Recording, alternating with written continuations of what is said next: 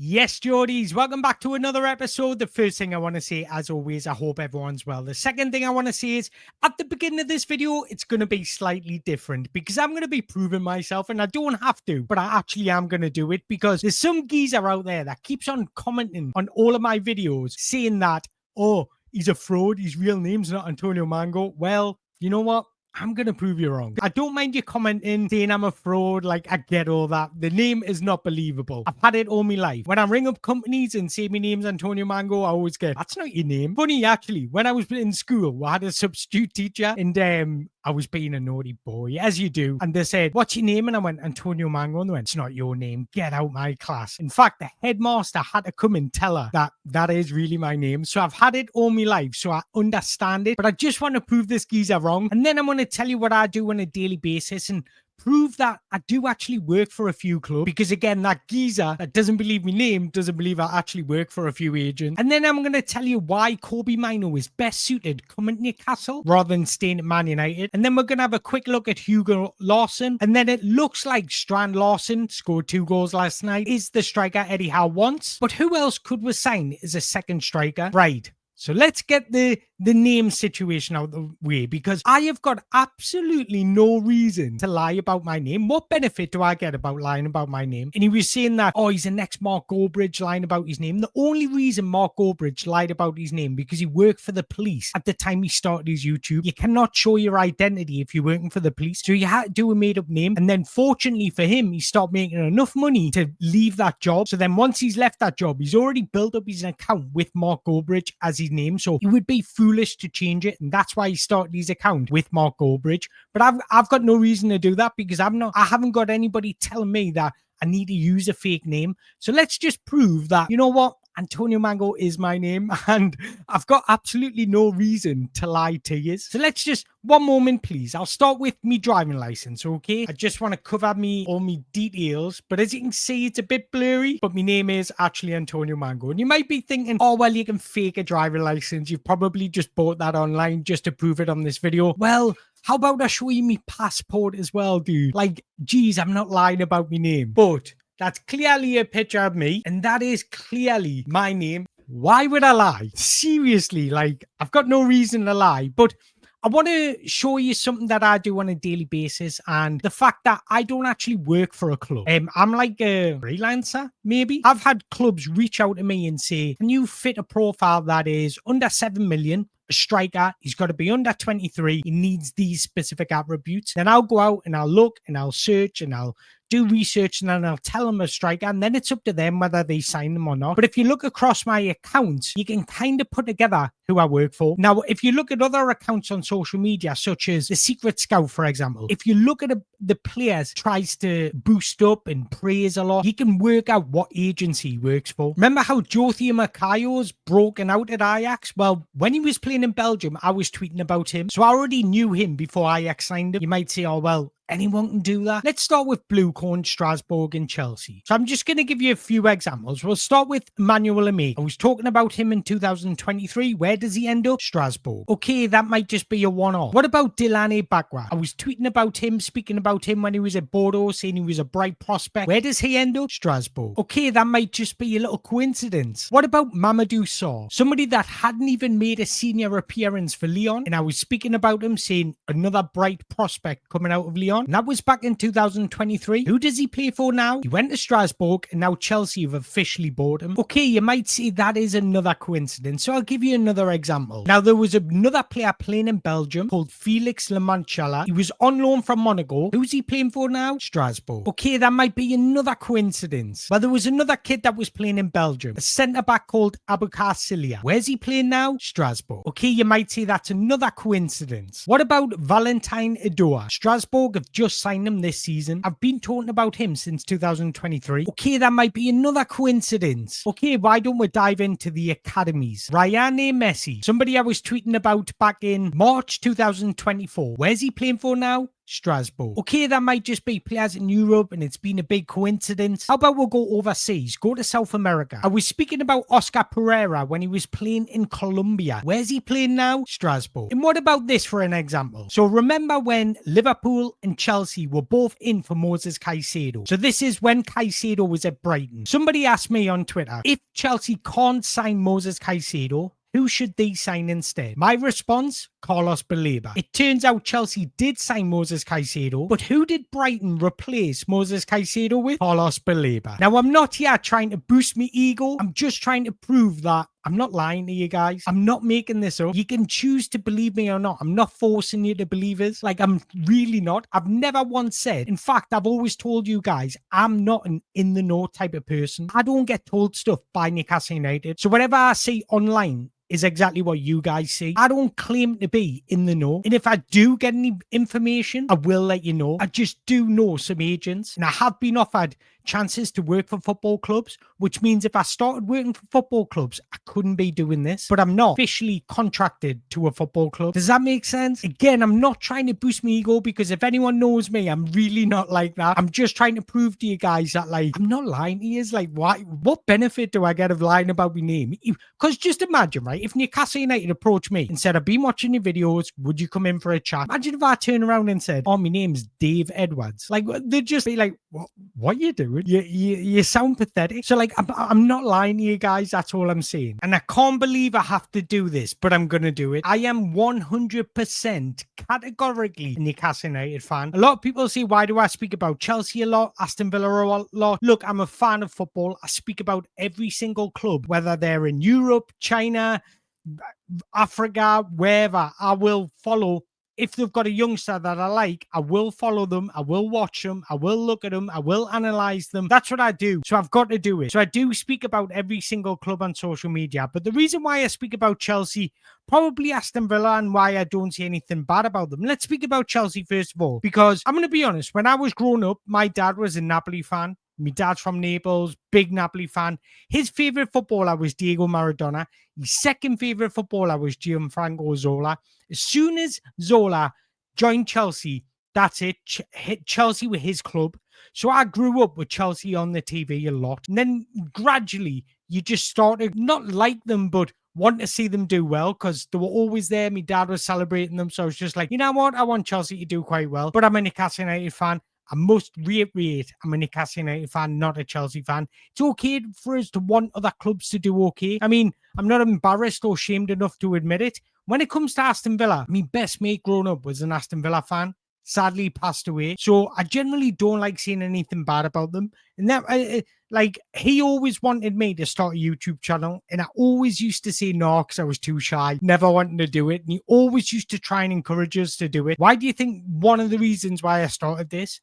Because, like, so if you're expecting us to be nasty about other clubs and, oh, he's shit, they're shit, they're shit, I'm generally not like that. Do you know what I mean? Like, I'm just trying to be myself.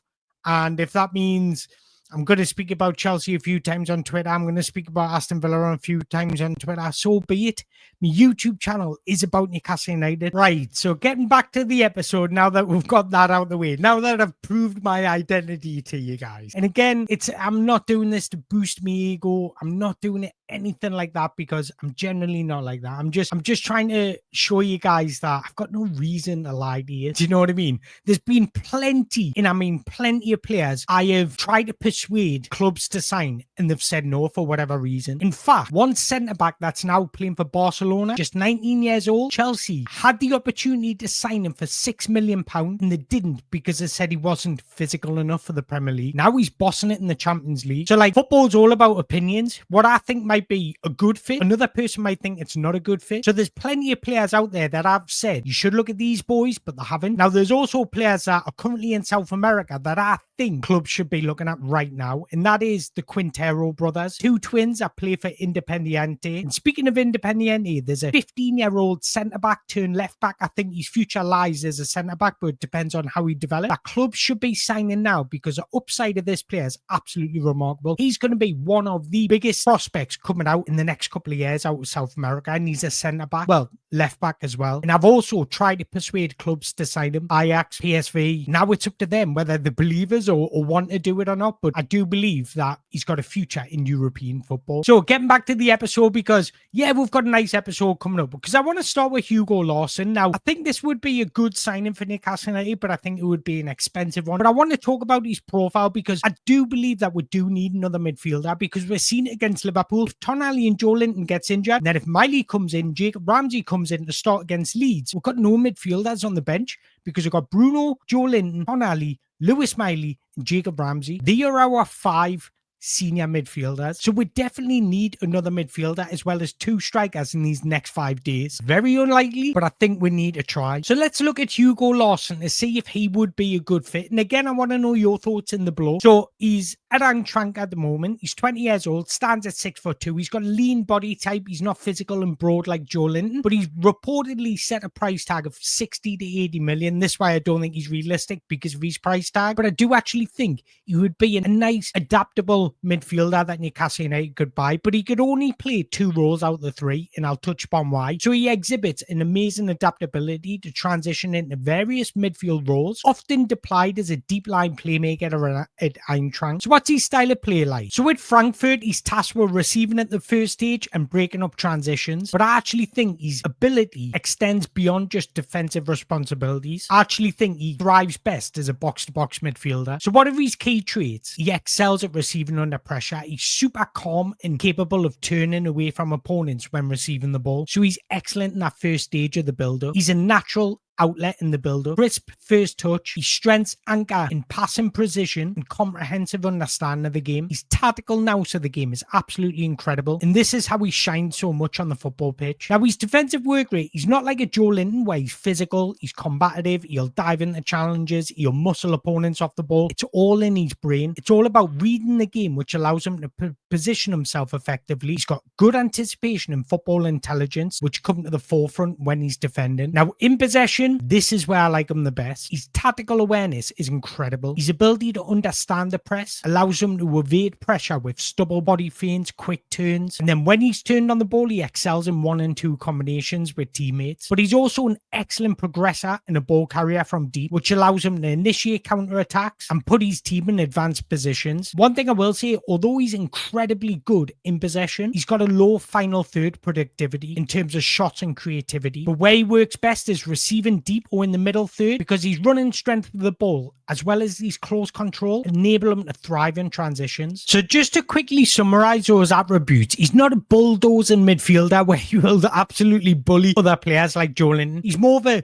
tactical, intelligent defender when he goes to win the ball. It's all about timing these challenges well, intercepting plays, reading passing lanes, anticipating transitions before they begin. But he's extremely mobile. He can get around the pitch and he's active in all thirds of the game. He's an excellent ball progressor, technically very good. His awareness is one of his biggest qualities, and that's why his strength lies in receiving the ball on the half turn and driving his team into good positions. So when you think about what Eddie Howe wants, he wants these players that are active and capable of impacting in all thirds of the pitch. You see Joe Linton in the defensive third, you see Joe Linton in the middle third, you see Joe Linton in the final third at times, and you see that with Bruno and Sandro Tonali. So he likes these multi-facet midfielders. Now again, I'm not saying he's a finished article, because there is some room for improvement. Probably my biggest concern if he was to come to the Premier League would be physicality, because he's got that slight frame for his height. He's tall but lean and can be out-muscled in duels. Now I've just mentioned that Eddie Howe likes his midfielders to be active in all thirds. You very rarely see that creative quality from Hugo Larsson in the final third. So again, that's something that you would have to coach into him to become more goal threatening. But I must admit, that could be down to his manager instructions at Frankfurt right now. They might be saying to him, look, we don't want you to get in those final third areas, because Frankfurt play with 2 number 10s behind their striker. So there's no reason for Hugo Larsson to get involved. Sometimes you can overload too much in the final third. So just improving his aggression and and defensive actions in one-on-one situations would naturally make him a more consistent player because he's not bad defensively. That's not what I'm saying. He just doesn't have that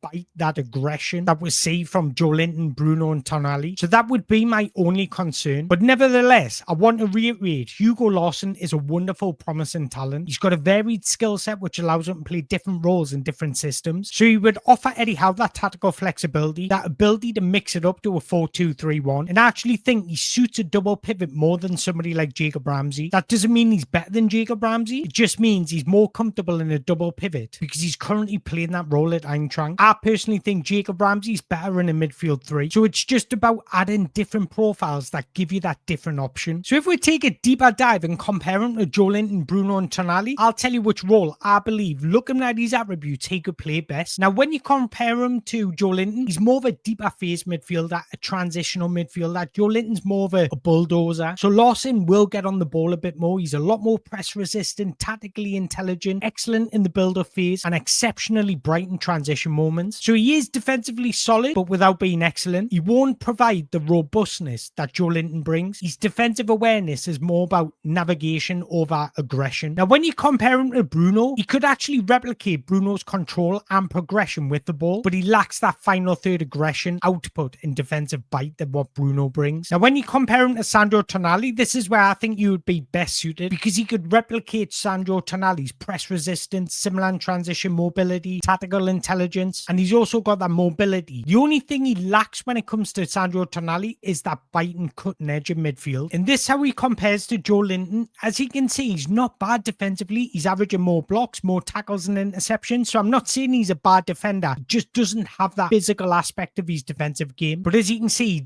he has the ability to dictate play. He's averaging more progressive passes, more passes attempted, and he's completing more passes than Joelinton. He's averaging more touches as well. So when I say he brings more in the possession, that's exactly what he would bring. And if you want to see how he compares Sandro Tonali, this is how the data looks. And as you can see, again, he's averaging more blocks, tackles and interceptions because he's so good at reading the game. His tactical awareness is honestly insanely good. And that's why he's completing a lot of passes. As you can see, his pass success rate is very high as well as his progressive passes. Often you get a lot of progressive passes but don't complete a lot of passes because a progressive pass is extremely difficult to do. When you've got a player that can marry the two, just shows how good he is in possession. Now, I actually think he would be a wonderful addition to Newcastle United. The only problem is his price tag. I don't think Newcastle United are going to go out there and spend 60-80 million on a midfielder, but I do actually think we need a midfielder. And there's a midfielder that could be leaving Manchester United, and that is Kobbie Mainoo. And I'm going to tell you why he's best suited to Newcastle United rather than staying at Man United. So I'm going to do my goddamn best to tell you why he would thrive in a midfield three as opposed to a double pivot. So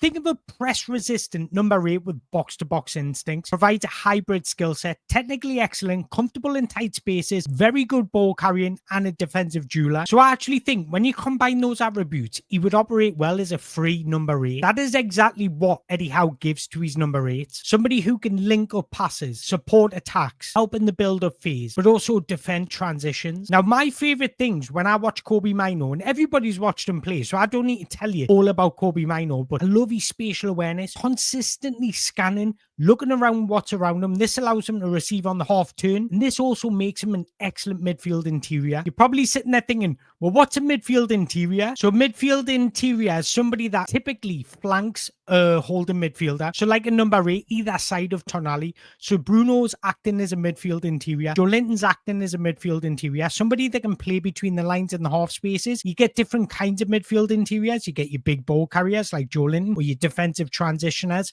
like Joelinton, or you get your midfield interiors like a Pedri, for example, that plays between the lines and receives on the half turn. But that's typically where they like to position themselves on the pitch. It's a number 8, typically in a 4-3-3 system that operates either side of a number 6. But he's also a 3-phase midfielder. Comfortable receiving in deeper zones, so he's happy to initiate attacks in the first stage. He links up midfield to attack in the middle zone, but he also has the technical qualities to contribute in the final third. Now, the reason why I don't think he's a double pivot in an Amorim system, because he's not an elite ball-winning midfielder. He's not somebody that is strong enough to anchor defensive lines as a solo midfielder. If you position him there, you're taking away all of his best qualities. And this is why I don't think Bruno Fernandes is fitted to that midfield role. And this is why I often say Man United, if they've signed Cunha and Mbeumo, and they also have Amad Diallo, it's time to move on from Bruno Fernandes. I would be selling them this window, trying to persuade them to join somebody in Saudi. But that's different club. We don't care about them. But when you play somebody like Kobbie Mainoo and give him that free role in an advanced state, playing as a midfield interior, in that three-man midfield that allows him to press well, cover wide areas, whilst also having the freedom and the license to drive forwards. So in a nutshell, Amarim wants his double pivot to be quite strict in their positioning because they play with number 10s. So there's no reason for their double pivot to get in advanced positions. That's where Kobbie Mainoo thrives. So playing Kobbie Mainoo in the double pivot restricts his natural rhythm and performance in all areas of the pitch. So if you want to have a look at some of his statistics, these are how he looks over the last 365 days. As you can see, he's very well rounded, but you can also see he's not very good defensively because his instincts and where he does his best work is getting on the ball and driving transitions. That's why I think you would be best suited in a midfield 3 to a midfield 2. But again, I want to hear your thoughts on Kobbie Mainoo, just 20 years old, reportedly available for 45 million. So I want to know your thoughts, whether you would welcome at St. James's Park, because I think Eddie Howe gets a talent like that, he could really develop him into a real asset for Newcastle United. But I want to hear your thoughts. But Strand Larsen scored 2 goals for Wolves last night, came on the 79th minute, scored in the 82nd, scored in the 84th, which happened to be the winner as it were 2-1 down against West Ham. So he's got the qualities to score goals. I've already done a scout report on Strand Larsen, so I will link that at the end. But I'm kind of thinking, what else could we bring in as a different profile to Strand Larsen? Because we all know we need 2 strikers. Johan Wissa's been linked, but are we really going to pay over the odds for Johan Wissa when we've already bought Strand Larsen for 60 million? But remember what I said before these links come out about Strand Larsen. I said Newcastle United were interested in Strand Larsen in a video, and I also said Wolves want 75 million euros, which is about 60 million. A lot of people laughed at us. I didn't know if it was true or not, and I heard it off an agent, but it turns out to be true. So like I say, guys, I will give you information once I get it, but I'm not an in the know type of person. But there is a guy that actually came to Europe, but he's now back in Brazil and he's absolutely thriving, and he's just earned his first call-up to the Brazil national squad. And that is Caio Jorge. Started out his career at Santos. He broke through as the next wonder kid. I remember watching him in the under-17s tournament, and boy, did he absolutely torment some defenses. He was absolutely outrageous. And then since he broke through with Santos, he scored 17 goals, 4 assists in 84 games, which ultimately got him a move to Europe, and he joined Juventus. But due to injuries and lack of playing time, it didn't really go to plan. He was loaned out to Frosinone. He only scored 3 goals, provided 1 assist in 22 games, but he actually only played 11 times for Juventus. Now, if you look at the bottom of the page, injuries at Juventus really disrupted his momentum. His biggest injury was a rupture patella tendon. That was his main injury. Throughout his time at Juventus, he missed 516 days, 80 games through injury. Not a good look. So ultimately, Juventus thought, you know what, it's time to move him on. It's obviously not working out, which is absolutely fine, because just because it doesn't work out one club doesn't mean it won't work out another club. So he went back to Brazil, joined Cruzeiro, and boy, is he been devastated. He scored 22 goals, provided 7 assists in 52 games. This season alone, he's had 15 goals, 5 assists in 20 games. Now he's going to get his first appearance for Brazil's senior squad. So I do want to talk about his strengths, and the reason why I've highlighted this guy is because I want to sign a different profile to Strand Larsen. Strand Larsen's a big target man, gets involved in play, very good mobility for a man of his size, but he's more of a box presence, more of a box striker. So I was thinking, how can we add an extra dimension to our attack in different games, different scenarios? And Caio Jorge would certainly do that.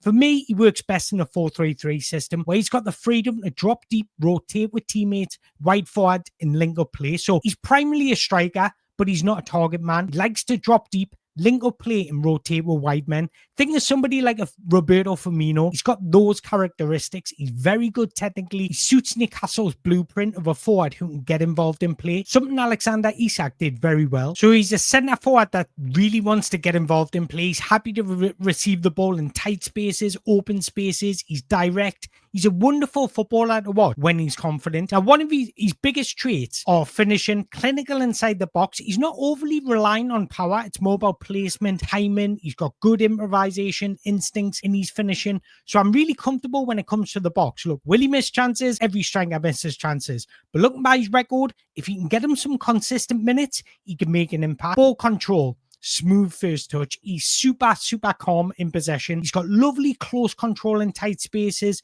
Now, he actually came from a futsal background, so you can just imagine his comfortability in possession. And he actually started his career as a number 10, so he was happy receiving between the lines, receiving on the half turn. He's really smart in possession. And that leads us on to my next point, technical ability. Excellent lingo play, capable of creating and inviting others into the game.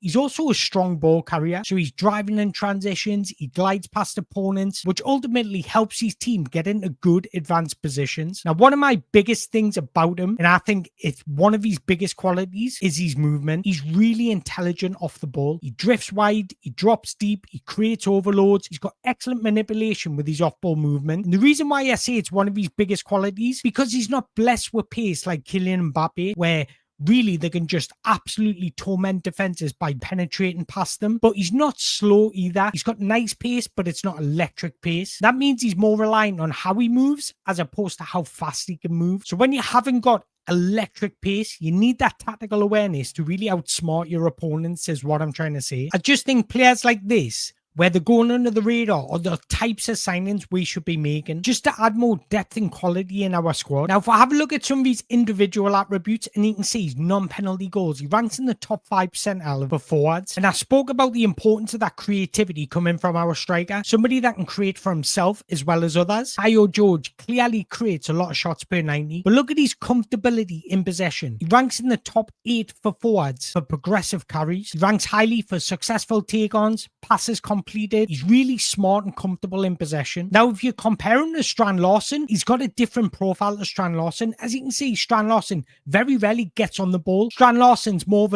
a hit me and I'll lay it off, whereas Kai George is hit me and I'll receive it on the half turn, I'll roll my man. So they've got different aspects and qualities to the game. So when we're looking to break down a little bit of a low block, Kaio George can certainly help more towards that, whereas Strand Larsen would be more box predator for you. And just for shits and giggles, we may as well compare him to Alexander Isak. But as you can see, he's averaging just as many progressive carries as Alexander Isak. He's completing just as many passes, and he's not too far away when it comes to non-penalty goals and shot creating actions. So he has those qualities to get involved in the play. But look, I want to hear from you guys. What's your thoughts on that? Would you welcome somebody like Kaio George, St. James's Park? Do you think it's somebody that we should be keeping our eye on? Let me know in your thoughts. But also, is there any strikers out there that you want me to look at? Maybe Dusan Vlahovic, who's now available for just, what, 30 million? Anyways, I want this channel to be your channel just as much as my channel. But if you've enjoyed this video, make sure you hit that like button, hit that subscribe button. And until next time, thank you very much for watching.